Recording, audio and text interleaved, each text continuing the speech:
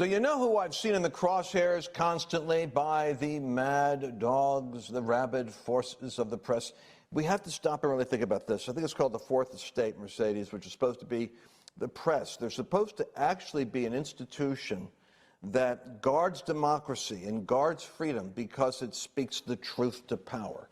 What has happened is the media has been taken over and become the instrument of the Democratic Party. And this is a scary proposition because the propaganda, like a communist party, the communist line of propaganda is what you're going to get. You're going to get the socialist version of reality. So you have to go finding out, like stations like this, channels like this, you have to go forage, literally, to find an objective, courageous statement of what's really going on. Governor DeSantis has been in the crosshairs of attacks constantly. And the reason is because Florida is growing faster than any other state. They're leaving California and New York by the droves. They're coming to Florida. Everybody in Florida is just hoping they don't bring their politics with them, because Florida right now is experiencing kind of a renaissance, same way Texas is coming alive. But I want you to listen to the governor, because they're after him in the media all the time because he's a success, in shocking contrast to the abject failure of policy and management and perhaps personal character of the Cuomo and Newsom, representatives. So let's go hear what the governor of Florida sounds like. This is going to be Senator and Governor Day. Let's listen to him. And we're not allowing municipalities to fine people for not wearing masks or things like that, or social distancing. And so we're open from a state perspective, have been. We're really the first big state to do that. And I think the results have proven that these lockdowns don't work. Throughout the whole last 6 months, we had lower per capita hospitalizations, deaths, cases than lockdown states like California did. So being open works, trust people to make decisions, and I think we're benefiting. You mentioned the COVID, how California has really done a lot worse than Florida when you consider how young their population is. Obviously, New York and Illinois and those have done much worse.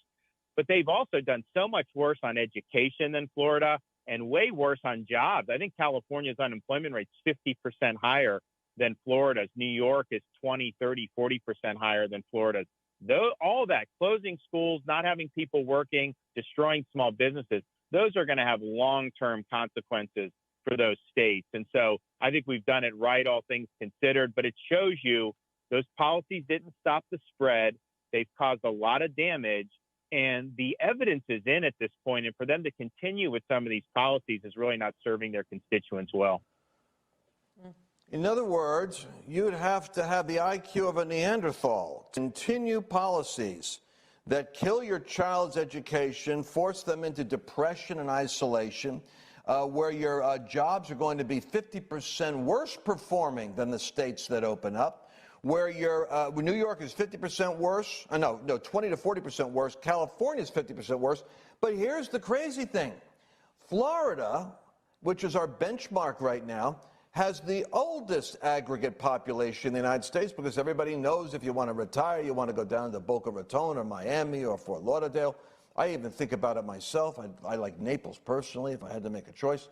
But the average age is going to be like 65 over there, or the 65 is the average older age. But you have a younger demographic over there in California, but they're depriving them of school and they're depriving them of work. And so the state's going bankrupt. My point is this.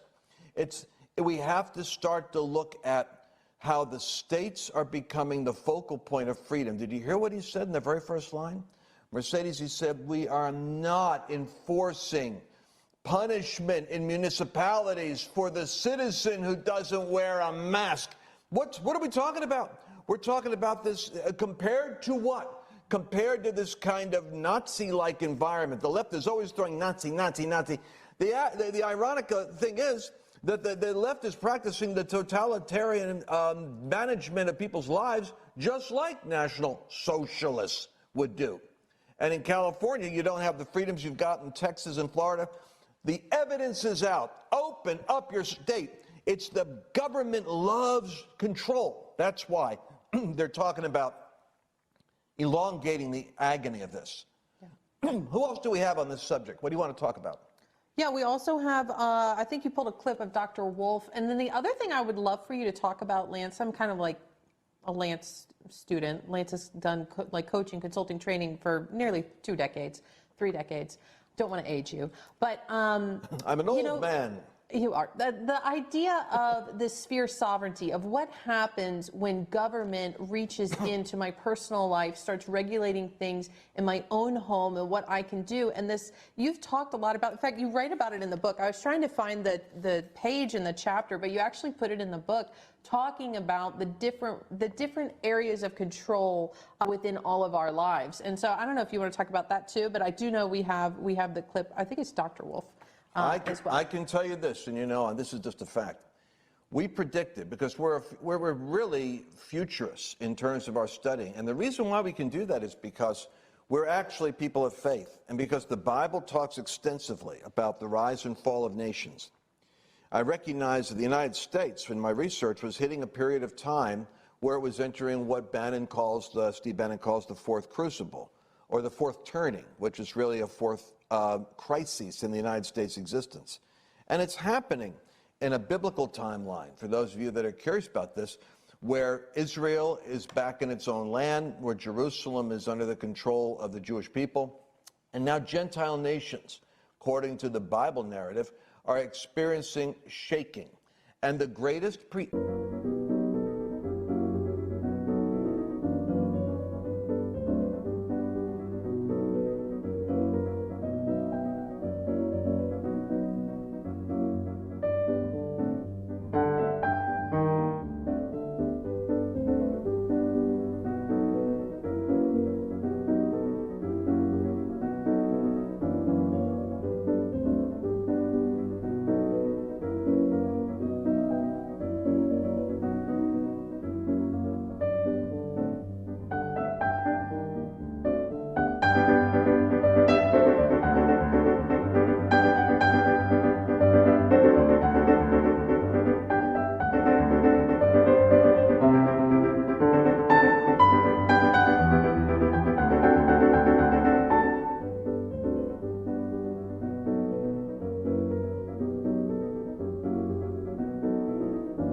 eminent world order stabilizer is the United States. And lawlessness has struck our country. I don't have to tell you this, that the election, in order for that to go the way that it went, you had to have lawlessness operating in the media to suppress the Hunter Biden story. You have a president who was deplatformed so he couldn't speak. You have the press censoring conservatives and robbing them of their voice. Then you had 5 or 6 hub cities under union and activist control, where a flood of 1 million pieces of paper came in to be processed at 3 o'clock in the morning while the news shut everything down. So this isn't, we know that we're in a very dangerous place. But this comes down to whether or not the people of America want to respect their freedom, which means sovereign spheres. Sovereign spheres means that you and your family are a sovereign sphere. China, they'll tell you how many children you can have. The horror story is finding out that you go into a hospital in the 8th month or 7th month of pregnancy to have a forced abortion in China. Nobody talks about that, but the one-child rule mandates that. Nobody talks about the fact that the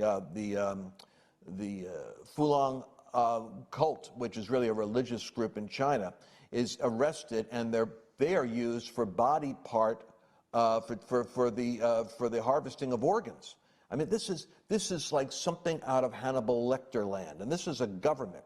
But you never hear about those atrocities in the news over here. You know why? Because that China influence has gotten such a piece of the action in our economy and in Wall Street that nobody really wants to pick a fight with China. There's a 1 billion people market over there that we want to go into.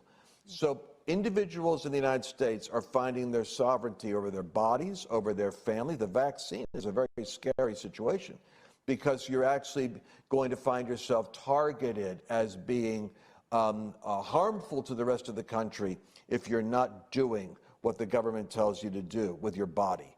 And then you're seeing states individually are having to struggle for their freedom because the government wants more and more and more control. So the issue of sphere sovereignty. America is in a battle for its own existence. I talked to a leading Christian CEO this week who told me in the arts and entertainment field, You can't talk about the name America. You can't add America to your organization. Anything that has America attached to it.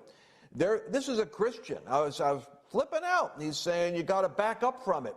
So you're seeing Christians backing up from patriotism, from the flag, because that spirit of Marxism, that communist spirit of government totalitarian control, is now suppressing the sovereignty of the nation itself to stand against the world order. Now, that may sound apocalyptic to you, but that's where the word apocalypse comes from. It's a Bible terminology. It has to do with end-time events. On the other hand, there's a piece of action that God's got, and it's an outpouring of his strength. And it rises up through the populations. It rises up through awakening. It rises up, which is why you'll sometimes hear us have rabbis and pastors and different faiths affirming Judeo-Christian values.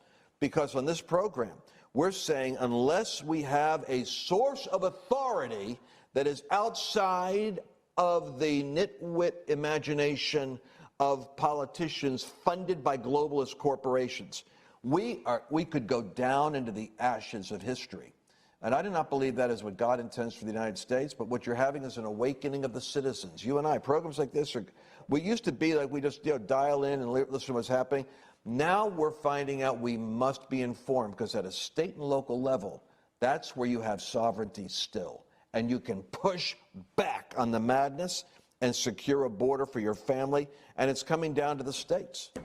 Mercedes, that's the long and short philosophy of sovereignty. Oh, that's a great answer. Plus, you have sovereignty over your checkbook, over your, who has checkbooks anymore, over your Visa debit cards, and where you spend your money. And so I think you're right, Lance. I think that we're going to see more and more. We have to begin to exercise that authority that we all have in the different ways that we have it, and step into those places like you're talking about. Now, when we get back, I want to talk about this. We talked about the transnational corporations. Do you know that the top 10 businesses in the world are larger than 90% of the countries in the world?